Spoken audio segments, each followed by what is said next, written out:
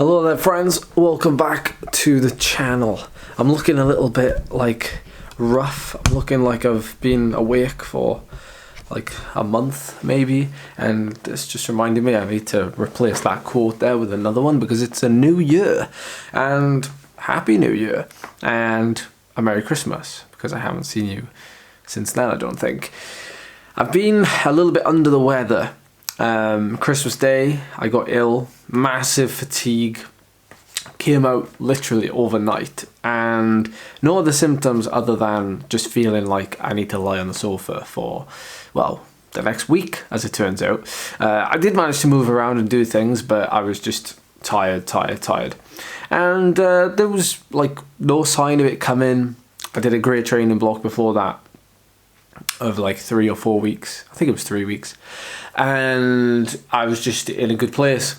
And it's a shame it happened over the festive period, but you know, these things happen for a reason. We were ill once or twice in 2023, and we managed to come back from it and still perform and compete in races to a very good performance standard. So I thought we would kick off 2024 with a back to fitness series, or like something along those lines anyway. So over the next 4 weeks throughout January, especially if you've been ill as well, and I know quite a few people even in the local area have been, then maybe you can follow along.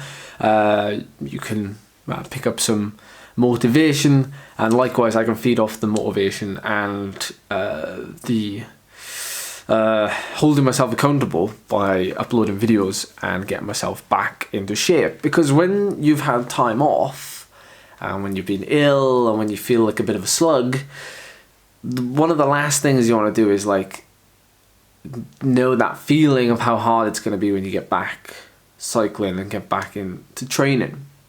So I was sent this ring from Ultrahuman about a month ago. I did a couple of weeks of training with it and picked up some heart rate trends, some HRV trends, and body temperature and sleep and all that good stuff that I think many of you are accustomed to by now.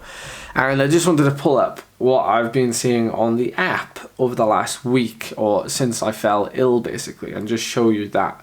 Now, this isn't technically a ad for Ultrahuman.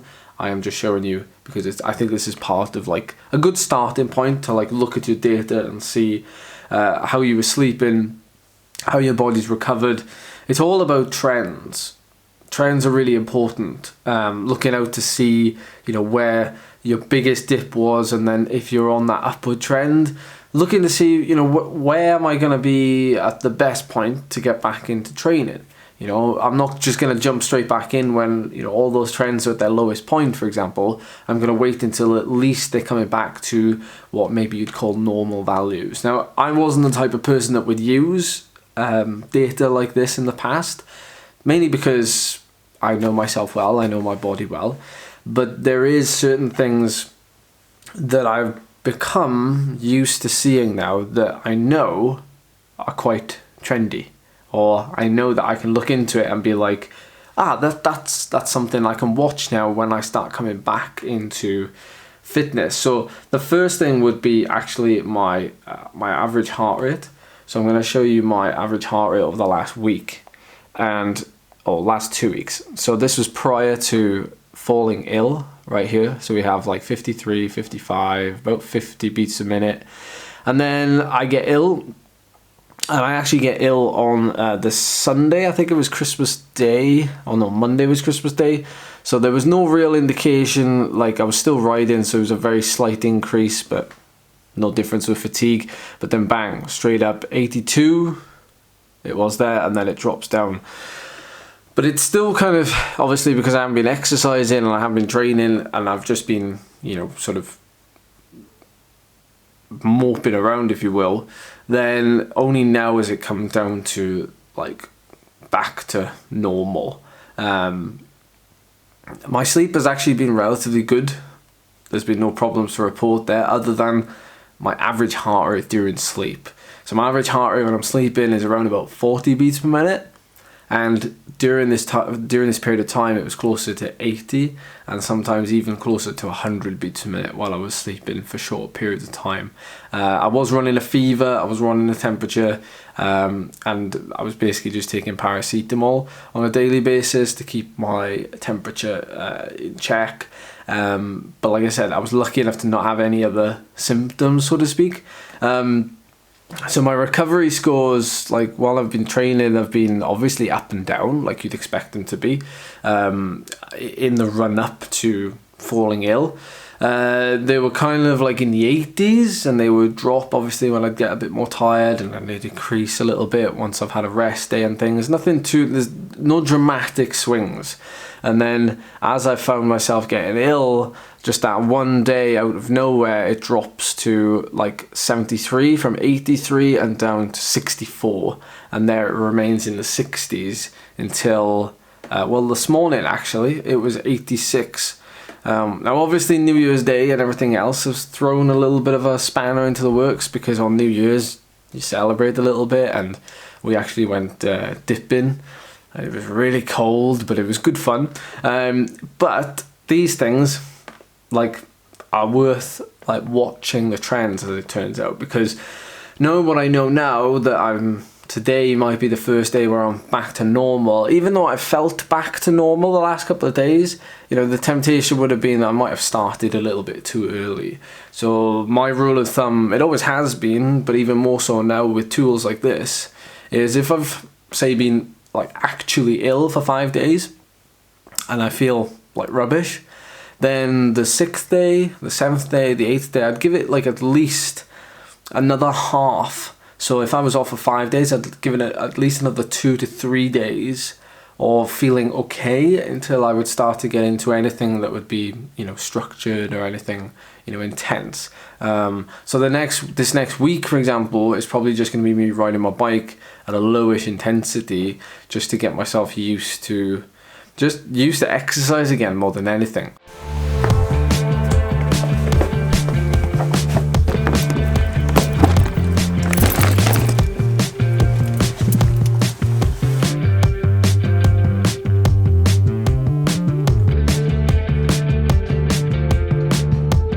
I can hardly open the door.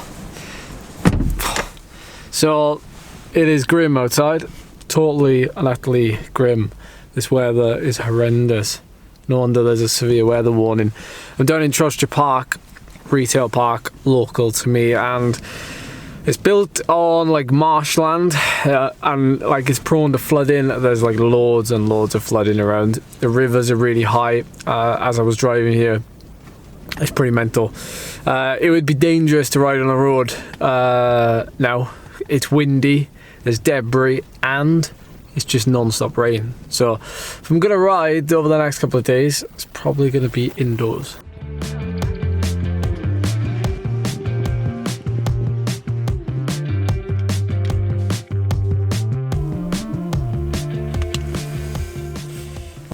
I've just come back from Holland & Barrett across the way and picked up some organic cocoa powder and an immunity functional blend by Natura?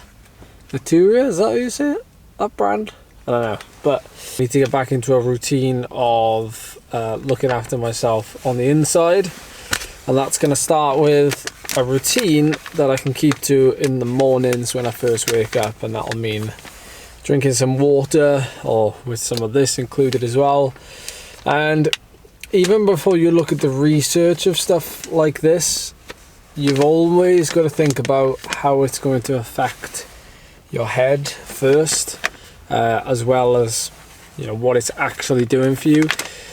One of the main reasons why I do some of the things I do is not necessarily because of scientific evidence, but it's because of how it makes me feel, or more importantly, the routine it allows me to keep. So if by taking this means that I get my day off to a good start and I've already ticked a box, then it makes me more likely to keep on track for the rest of the day. So it's all about small wins, small habits, making the process a lot easier to stick to. So yeah, I'm gonna go shopping now, like proper food shop, and I'm gonna meet up with you when I get back afterwards.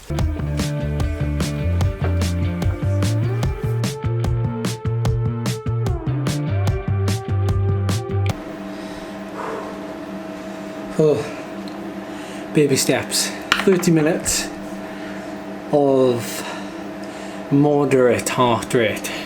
It's always really difficult to know what to actually ride at when you come back from any sort of time period off the bike. It doesn't really have to be illness, it can be injury, it can be holiday, and I know that this ride is fairly insignificant in the grand scheme of things. 30 minutes at like 130 beats per minute, but I'll look back on this in like a month's time and I'll think to myself, wow, I remember what that first day felt like.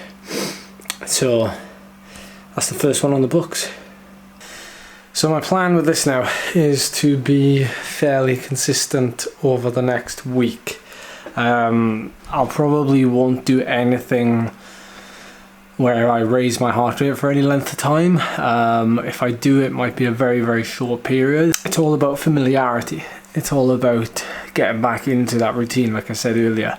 It's nothing special, but it's certainly nothing super structured. I'll just be riding my bike every day, maybe double sessions, which is slightly easier to gauge how you're feeling day by day, because you're not just doing like one lump of volume or training in one go. It's something that I like to do personally, where I'll do a morning session, maybe 45 minutes, and then I might do an hour in the evening, you know, if I felt good in that 45 minutes, and if I haven't got any problems throughout that day. Just things to think about, but yeah, good one.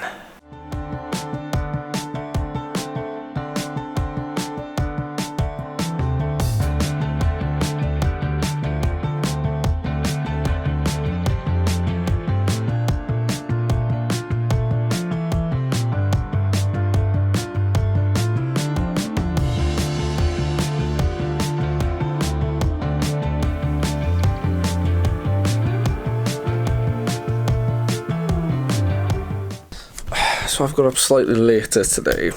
It's nearly 9 o'clock, and I'm probably just going to jump straight on the bike, because otherwise time is going to disappear this morning. So Charlie's already gone to work this morning.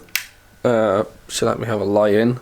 I mean, obviously I'm still recovering. I mean, it shows if I'm sleeping for like nearly 10 hours, but it's a good thing. Like, I'm recovering and things are getting back to normal, so all is well.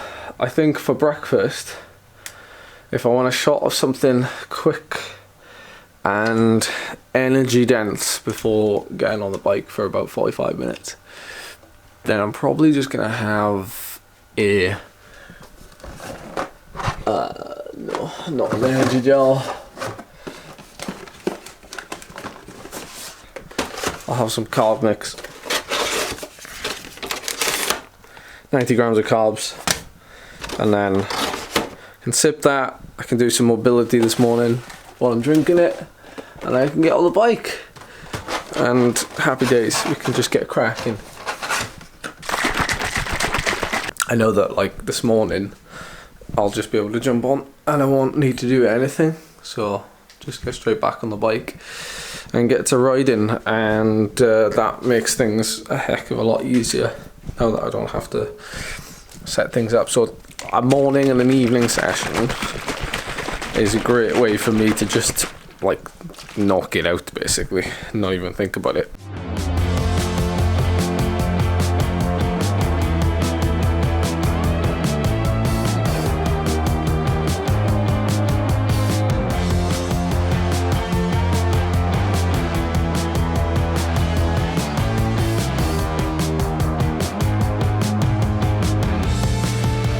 Okay, we are done, and this video is almost done as well. I just want to end by talking about what to do if you're in a similar position and maybe you've lost a week's worth of training, or maybe even more than that. I think the key thing to remember is life is hard sometimes, and if you've missed training, particularly if it's longer than a week, then there's no real way that you're going to be as fit as you would have been if you remained healthy when it comes to that day of the race.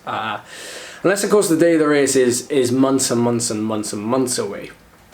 However, saying that, if you are 3 or 4 months out from a race or an event and you lose a week or 2 weeks of training, then it will put you back a little bit.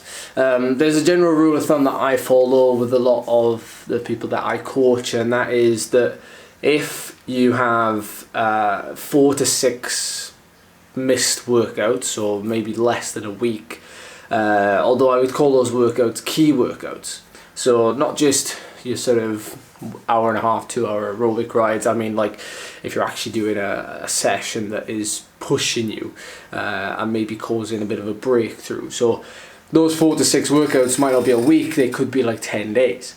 Now in this situation, we would look at whatever period you're in. So say if you're in a base period or a build period, if you use those terminologies, then you would look at cutting off a work week from one of those blocks or 2 of those blocks.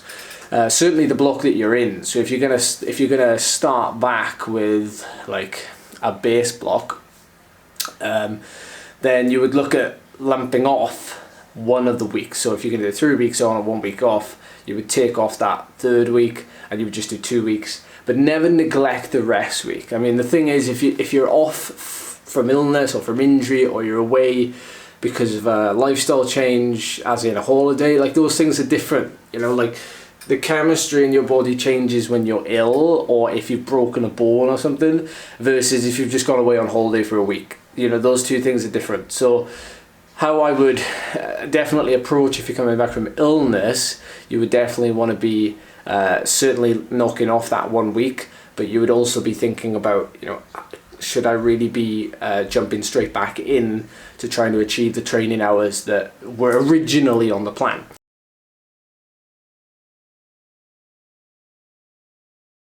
If you were away on holiday, it's a different kind of story, because, you know, technically you've had a reboot. You know, you've had a dose of freshness, and it's been a controlled period of time off. And with the people that I coach, I would say like 95% of people find it extremely difficult to have any sort of time off. Even just 1 day off is very difficult for a lot of people. Now, it can be a mental thing, that it's really difficult to take that time off because it's a day missed. But there's no real way, unless, in my opinion, unless riders have actually gone through multiple seasons of training back to back to back to back, like 5 years, 10 years of training, and they've had these periods of forced rest because of, you know, big injury or big illness, and then they come back and they realize just how like quick they can come back, you know, with strategy, but also how little you really do lose, unless it's a major injury where you're off for like 6 months.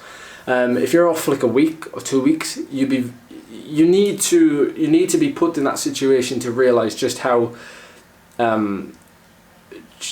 little of a problem those things are. You know, it doesn't. You're going to really put into perspective that if you just have a week off because of a cold versus 6 months off because of a broken hip, you know, you should be able to take that week off, because if you can't take that week off and you have to take 6 months off with a broken hip, then you have to learn how to cope with these things. And training is as much about coping with the stress of building and being progressive and getting to peak performance as it is dealing with when you have to take time off to recharge and recover, and when you have to take time off because you're forced to take it off. Now, going back to if you have longer than say 2 weeks off, you may even have to restart your whole phase. So if you're in, let's say you're in a base phase, which we are in now, you know, we did the first month in December, and I took probably a week to 10 days off at the end of December with the flu. Then generally speaking, I should just redo what I did in December. Now I am a slightly different case in that it's my job, and so you would generally find a full-time athlete being able to come back to training, come back to that load and that volume a lot quicker, mainly because they have more recovery time, they can look after their nutrition better, you know, all these things. However, if you have minimal life stress and you have everything prepared, you know, like nutrition and your sleep, and everything is fairly good hygiene-wise, like in terms of everything's neatly kept, then you can probably get back a lot quicker. But that's not to say that you should. It's just a rule of thumb that you would probably want to redo whatever you've done, just to make sure that you're robust and that you're coming back from it, knowing that, also mentally knowing that if you can complete that, what you did last month before falling ill, then you're like, right, I'm ready now to move on and move on and move on and so forth. So that's a very basic way of looking at it. You know, I think each to their own. Everybody knows what they're capable of doing, and everybody's a different case. I just wanted to end with that, a little bit of an insight into how we're structuring things coming back. In the next video, maybe we'll kick it off with looking at my month of training that I've got planned for myself now coming back, and maybe I'll compare it with the month that I did prior to falling ill with the flu. So yeah, maybe we'll kick off with that one. But if you have any ideas, then let me know in the comments down below. Thank you so much for watching, guys. I hope you're having a good time riding and coming back from a little bit of time off if you are, and I'll see you in the next video.